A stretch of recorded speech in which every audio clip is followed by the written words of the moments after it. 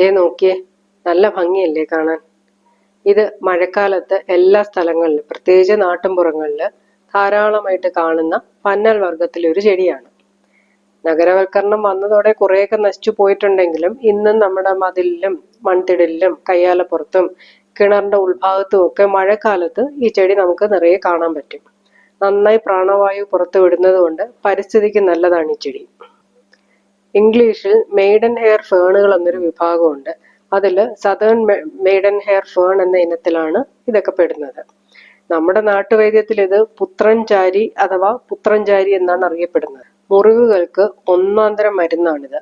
ഇതിന്റെ ഇലകൾ നന്നായിട്ട് തിരുമി ചാറ് വീഴുന്ന പരുവത്തിൽ മുറിവിൽ വെച്ച് കെട്ടിയാൽ മുറിവിൽ പഴുപ്പോ മറ്റു ദോഷങ്ങളോ ഒന്നുമില്ലാതെ പെട്ടെന്ന് ഉണങ്ങുകയും പാടുപോലും മാഞ്ഞു പോവുകയും ചെയ്യും. ഗർഭാശയമുഴ, അണ്ഡാശയമുഴ തുടങ്ങിയ സ്ത്രീ രോഗങ്ങൾക്ക് ആയുർവേദ മരുന്നുണ്ടാക്കുന്നതിൽ ഇതും ചേർക്കുന്നുണ്ട്. പിന്നെ കുഴിനഖം, നഖച്ചുറ്റ്, കുഴിനാൻകുത്ത് എന്നൊക്കെ പറഞ്ഞ് നമ്മുടെ നഖത്തിന് ചുറ്റും പഴുത്ത് കയറുന്ന ഒരു അസുഖം ഉണ്ടല്ലോ, അതിന് ഇതിന്റെ ഇലകൾ തിരുമ്മി ഇതിന്റെ ചാറെടുത്ത് നഖത്തിൽ ഇറ്റിച്ചാൽ പഴുപ്പും വേദനയും ഒക്കെ മാറി നഖം പഴയ പോലെയായി കിട്ടും. കുറച്ചു കാലം ആവർത്തിച്ച് ചെയ്യണമെന്ന് മാത്രം.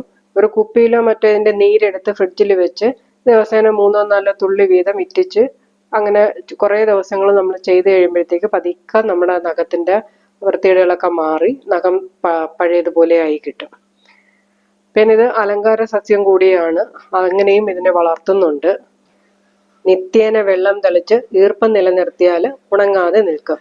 നമുക്ക് വിലയില്ലെങ്കിലും ഇൻഡോർ വെർട്ടിക്കൽ ഗാർഡനുകളിലെ താരം കൂടിയാണ് ഈ കൊച്ചു സുന്ദരി.